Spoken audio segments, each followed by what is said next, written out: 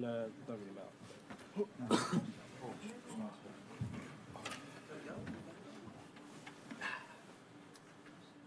We've got a West Ham fan here, we've got a Chelsea fan here, we've got an Arsenal fan here. Went the wrong place. I've just been in the. Where have you been? Just been in. What's his name? His office company. Oh, really? 1, 2, 1, 2. You all good? Someone rolling. This is Umar Ahmed for IFL TV, proudly sponsored by Everlast. We're at Tottenham.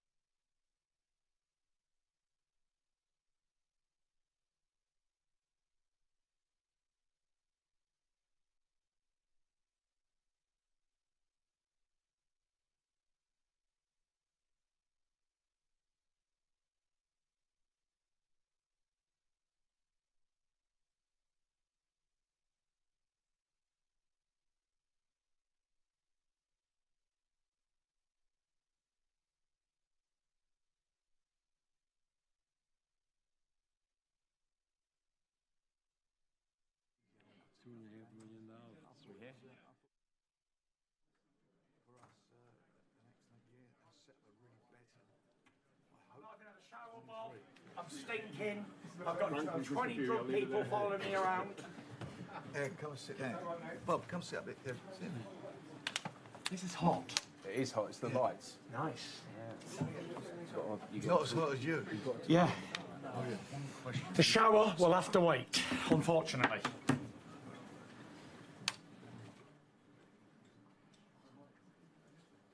It might do. Yeah. No. Sorry, Yeah. Right, that's it then, Kurt. Okay. Right. Far away. Go on.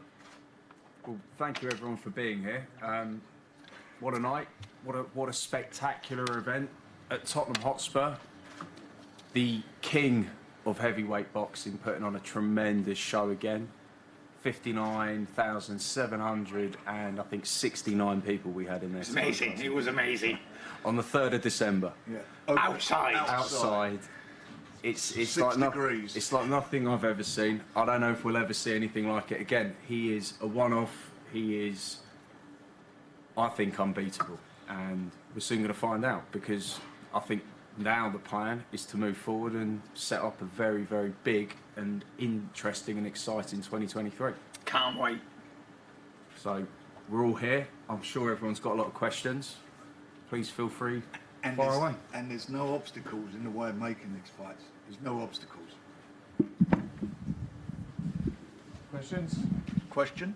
Tyson, was it hard inflicting someone in late rounds on Dell? Was it something tough for you? It was hard to watch that. Yeah, listen, he's a tough old boy, Derek, and I got to commend him. I got to tip my hat to Derek Chisora, because he's an absolute warrior, and he took a lot of heavy punches. Maybe they left him in too long, but I was very happy when the referee stopped it. He took enough, you know what I mean? He was tired and shipping a lot of heavy blows, and we're not in there to do serious damage to each other. It's a boxing match, and I was happy to see it finished. So yeah, big shout out to Derek Chisora as well. Yeah. Yo, check. The sun don't shine forever, but as long as it does, it might as well shine together. Business before pleasure. Who you know do it better.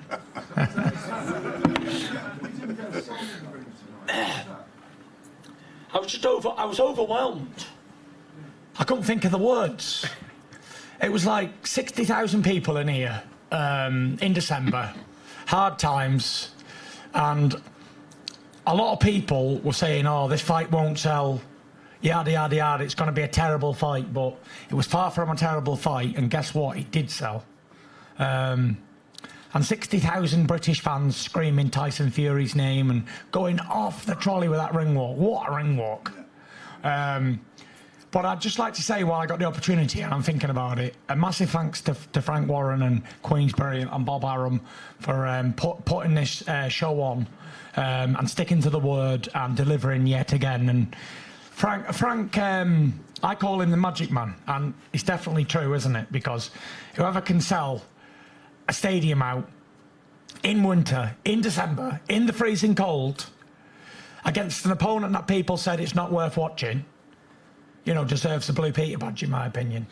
So if anyone's got one, please give it to Frank right now. So yeah, and he's just got out of surgery, and he's probably drugged up off his tits right now, just to be here. So I know how much pain you've been through, Frank, in the last few months, and I wish you a speedy recovery, and you're an absolute gentleman. Well, you've made... And Bob. Yeah, you can only have a magic moment if you've got a magic fighter, and that's what you are. You know, it's unbelievable. When Bob's been in the business longer than me, but as long as I've been in this business, I have never been involved with a fighter with so much charisma. A fighter that has turned his life around. I mean, it is a movie script, because he's got Netflix following him around at the moment, making a series with him. And you look at all of what he's done, and he's done that with support, obviously, with his family and friends. But he's just a one-off, and I don't care what anybody says. He is, without a doubt, the most entertaining person in boxing since Muhammad Ali. Yeah, and Without a doubt. right. And remember, boxing is a form of show business, right? It's entertainment, entertaining the fans, and there's no fighter in the planet today who's as much a showman as Tyson Fury, and that's why 60,000 people will come out in the dead of winter to watch him fight. 95,000 will come out in the spring at Wembley to watch him fight, because he's a showman. He's a great fighter and a great champion, but above all of that, he's a showman. So the big question, Frank, really, sorry. Who's that? Gareth. Sorry, Gary. Yeah, I was just going to say, you know, we talk about where we've got where Tyson's done and where he's come from and what he's done. At the end of the night, everybody stayed. They didn't all go home. They were there. They were listening to the stuff going on between Alexander Usyk and also Joe Joyce. They stayed and they were happy and they were cheering. That is what happened tonight. And you get all this negativity that's just surrounding the show, coming up to it, and some of these people were saying, you know, the tickets are not being sold. I don't know, what do they think? How do they think these people got in here? You know, go and ask Ticketmaster. They're the people who are in charge of selling the tickets. They're the ones we've done the deal with for the tickets. They sold them. It's phenomenal. You know, Bob's put on some of the biggest shows in boxing ever. And I put on some big shows over here and, you know, some very big shows, but nothing like this. There's never been a take-up like this. This is just amazing. And it's down to a man who's got the most unbelievable personality and all the other stuff I've said. Obviously, the fans love him. This is a man who's had 3 books at #1, isn't it? Yeah. 3 books at #1. To get to #1, someone's got to buy those books, and they've got to be interested in the person whose book they're buying. He's there. He's got this series going on now with Netflix. He's done the record for the charity, for mental health charity, and what he's done for mental health charity has been phenomenal. You know, British public love people who are men of the people, and he's a man of the people. He's been there, up, he's been down, he's clawed his way through his endeavours back to the top, and he deserves to be. He's got a loving family, lovely kids, and a beautiful, lovely wife. You know, he's the luckiest man out there. And he's Very brilliant. blessed. Tyson, you've refused all week to address... I have. But now I'm ready to talk about Okay, it. so you spoke to Joe Joyce, you spoke to Alexander Usyk in the corner in the triangle in the ring. Yeah. Heads of your planning, Yeah. 2023 are up there with you. What are we going to see in 2023? Well, we're going to see the biggest year of, hopefully, my career.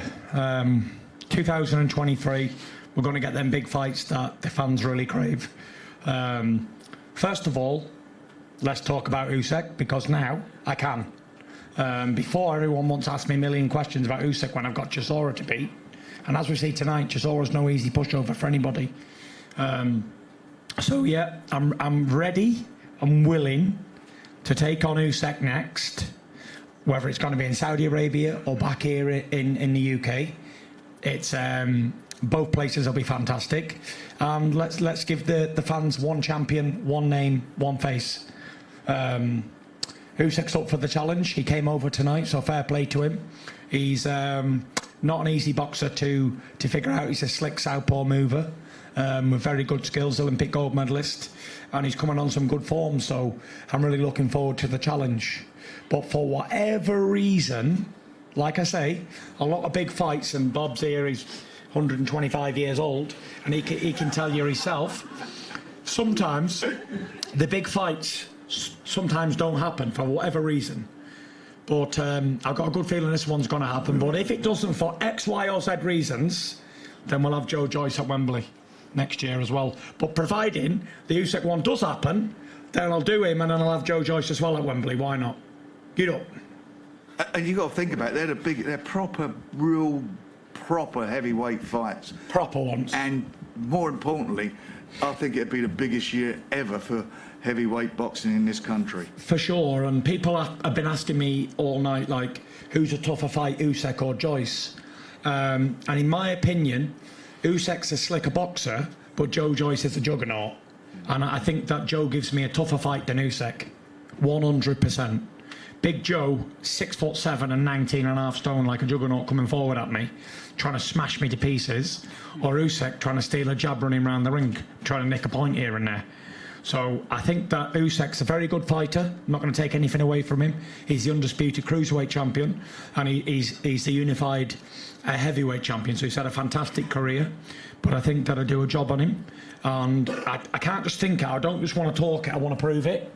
So let's get that one on. But like I say, I do think the biggest challenge out there for me is Joe Joyce, the juggernaut. And I'm mentioning him a lot because I'm very impressed with where he's been and where he's come from. The guy should be Olympic gold medalist. He got ripped off in the final, in my opinion. And he's done everything asked of him. He's beat Brian Jennings, a world-class fighter, Daniel Dubois, world-class fighter, and my good friend Joe Parker, another world-class fighter. So he's mandatory ready. And like I say, if Usyk can't be made, then we'll do the juggernaut, and we'll give him a clash of titans, for sure. You haven't talked about needing a couple of surgeries though, Tyson. Do you think you'll be sidelined for a little while now? We'll see. I'm not a doctor. I don't know, but from where I am now, I feel great. You know what I mean? I hope that I don't have anything to mess up anything. But yeah, I'm looking forward to a massive 23 starting. I hear all this talk of big money in Saudi Arabia. I even spoke to Prince Khalid. He might even be here somewhere. I don't know where he is. Before he was on his way into Chisora's dressing room to see him, and I said, "Are you going to put this fight?" And he said, "What am I here for?" So if he's as good as his word, looks like we're getting it on. And Frank and Bob have been telling me it might be the first quarter of next year, end of February, early March. Yeah, so let's do it. I'm willing. Usyk looks like he's willing.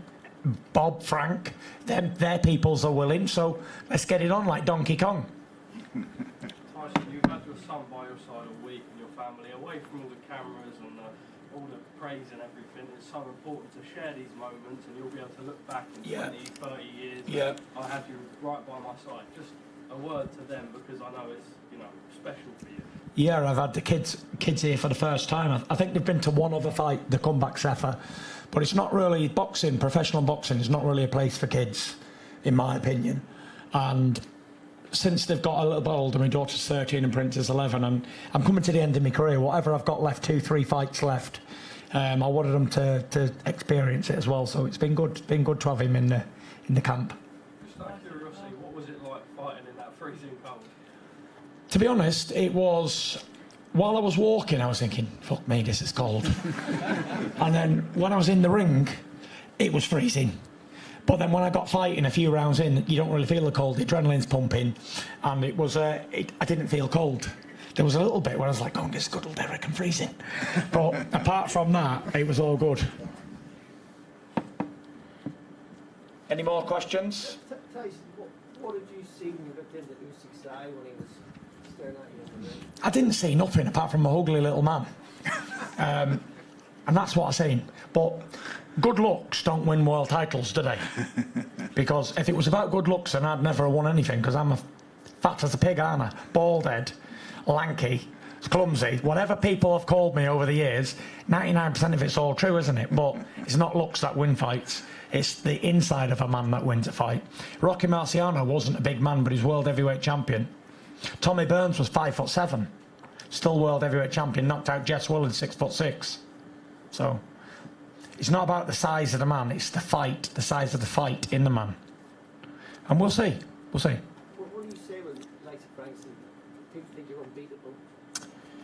Listen, we're only blood and bone, and I'm only here through the grace of God, and I train hard and I dedicate myself to this game.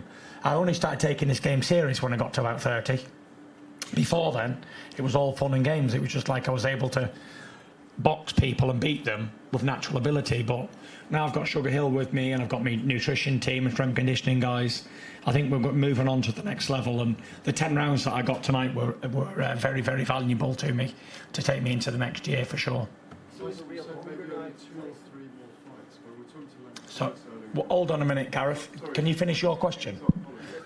You're jumping in the queue, Mosh. Sorry, mate. Just listen to you talk, you have a real hunger and desire back. Yeah.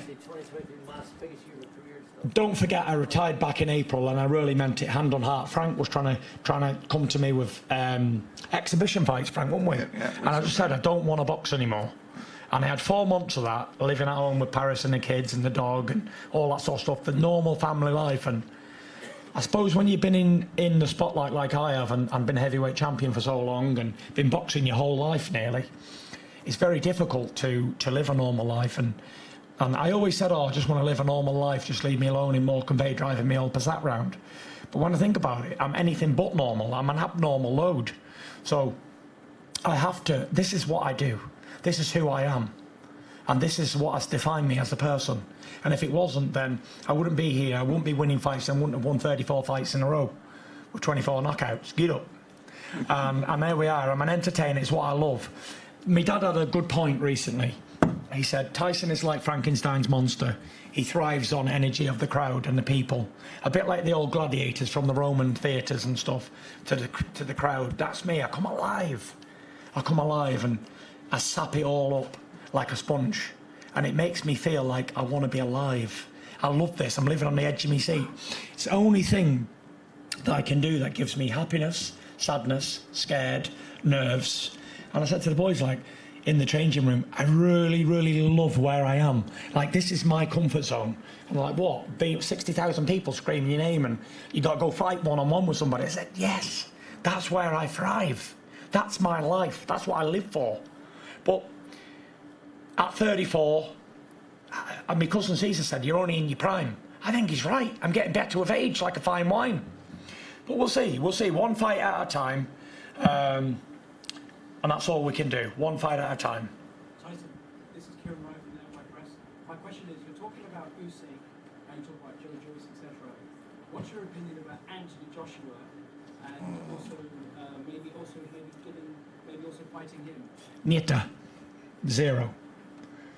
Not happening. I want to fight real challengers and real men who want to fight. Usyk come here tonight to do a fight, ringside, stood there, got in my face, he wants to fight. Of all the years, we live in the same country. Has anyone ever seen AJ do that to me? Get in my face at a fight and say, let's get it on like Donkey Kong? We wasted 6 weeks on that. And even Big Joe thought he was going to join the party. Wouldn't he? Get up, Big Joe. Yeah, he joined, gate crashed that party. He went, I want a piece of this. I said, right, let's just have a Royal Rumble then.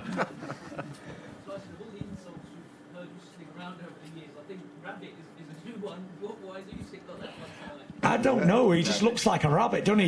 He's got two eyes that are a bit far apart, facing opposite ways, and he's got a big gap in his teeth like a rabbit. So, without disrespecting him, he is a ugly little chavvy, isn't he? And he looks like a rabbit. So I think my dad nicknamed him the rabbit, and we're gonna. And I nicknamed myself the farmer, and the farmer will skin the rabbit and put him in rabbit pie and eat him up for breakfast. And that's what we're gonna do with him.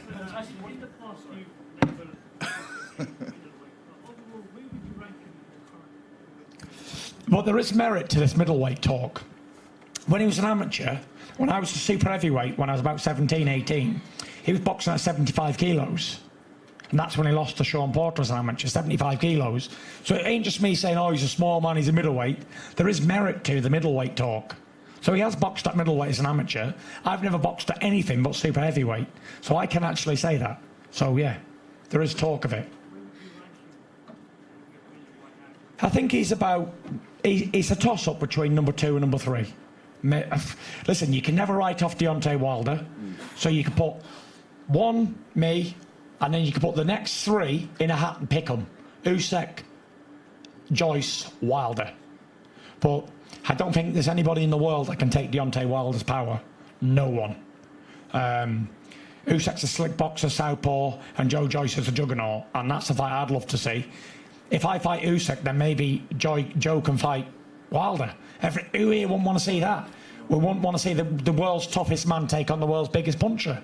That'd be fantastic. Tyson, you spoke about how hard it was for you to walk away Yeah. when you had time at home. Obviously, you're friends with Derek. Would you like to see him hang his gloves up now after the long career he's had, and how hard will that be for him to do? I know where Derek's coming from right now, and I can't speak for any other man. I can't make decisions for anybody.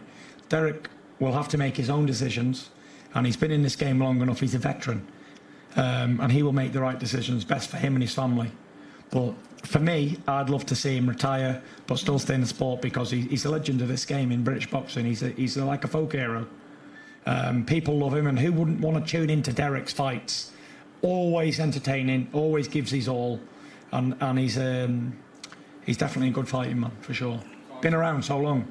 Tyson, do you think that if you do fight Usyk, it will be for undisputed, including the IBF? I'm not a boxing promoter, so I can't answer that question. It will But there is 2 promoters up here. Maybe they can answer that Yeah, question. of course it'll be for the 4 belts. I mean, I know there's Hearn's telling everybody it won't, but that's not his decision. And the fact of the matter is, the rotation of these belts anyway, which is a fact. The next one up for a mandatory is the WBA, and the WBA have no problem in allowing a unification to take place for the good of boxing. Who wouldn't do that? So that's where we are. And then, and all the other talk is, it's the same old thing, like you won't sell tickets, no one watches it, no one, most of the stuff he said is a bit like, when he picks people in fights, it's always, they're always crap picks. He always gets it wrong. Any more? Frank, what fights are you looking forward to seeing most next year? Would it be Usyk Fury or Joyce Fury? Which one's going to be the Good question. Which one would I like to see? Yeah. I'll get the money from having Tyson.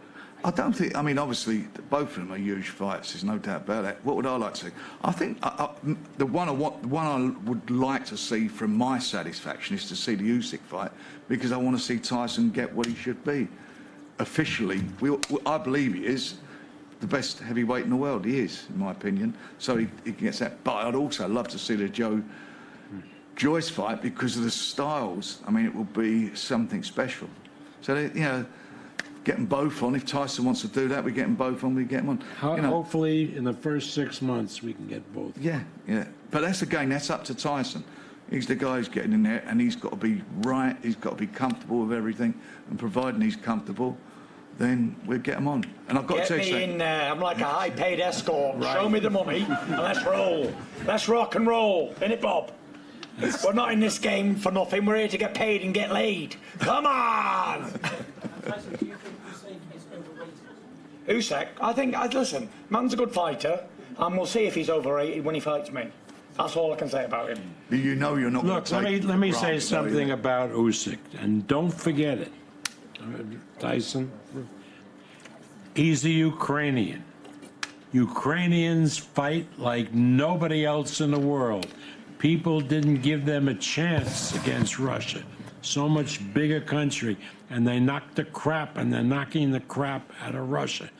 Don't bet against the Ukrainian.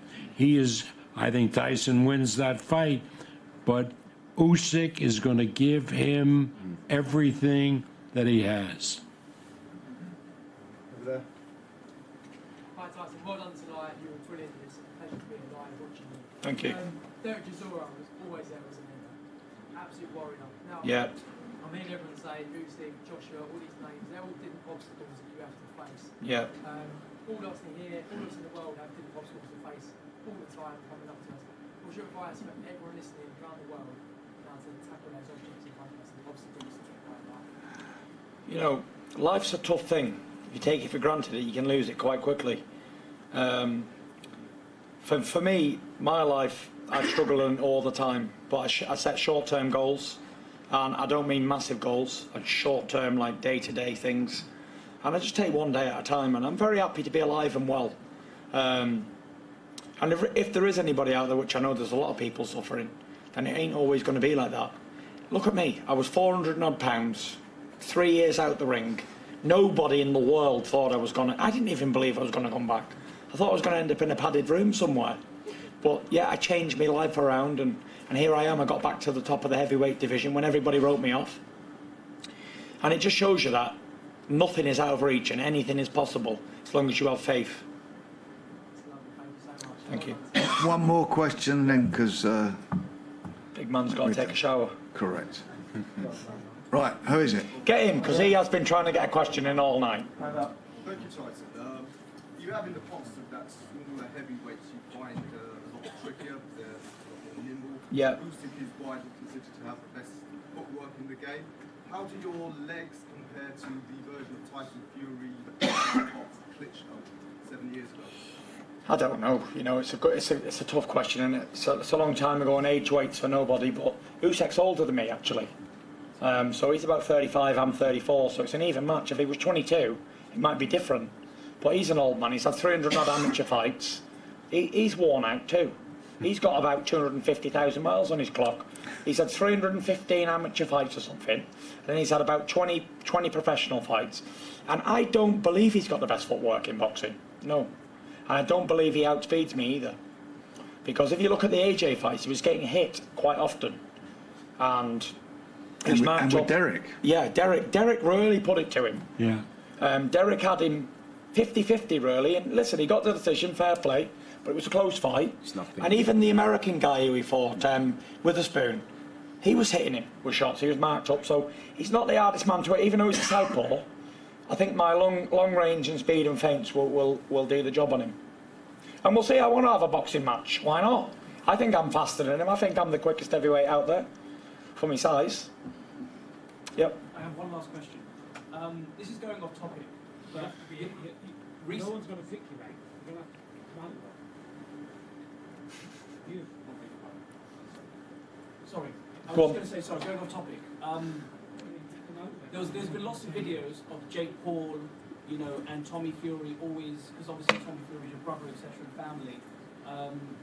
What's your opinion about Jake Paul and Tommy Fury? Do you think they're gonna fight, and your prediction, etc.? Yeah, I think they should fight. It's a fight that the general, everyday, casual boxing person would like to see, and it's a fight that Tommy wants and Jake wants. So yeah, I think that fight should happen in 23. Maybe it could be on the undercard of me and Usyk. Who knows? Right, give him one now. Last one from him. Go on. Tyson, my name is JP Smith, and I run an organisation called Box and Save Lives over in Luton. Boxers what? Save lives.